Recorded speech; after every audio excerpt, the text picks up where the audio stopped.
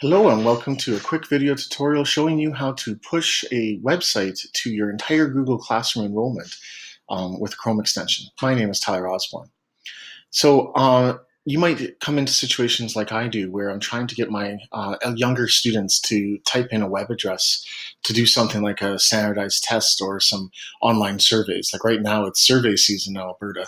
So there's all these government surveys and the students have to type out a very specific URL and it's just a huge hassle. Often it can take me up to 15 minutes just to get all my students to type it. Well, there's a better way. What we can do is we can install a Chrome extension on our computer, and then we can push the website to all of our students through Google Classroom. And as long as they're enrolled, it'll automatically pop up on their screen.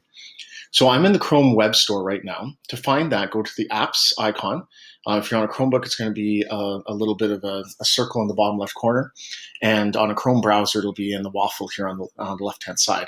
And go to the Web Store. And then I'm just going to type in Google Classroom. Do a search. And it's this one right here. It's Share to Classroom.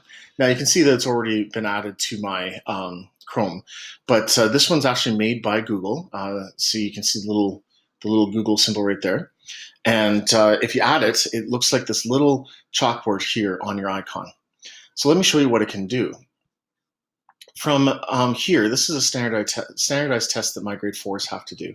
And if I want to push this website to my classroom, I click on the icon, and then I go into my classroom, and I got this push to student button right here.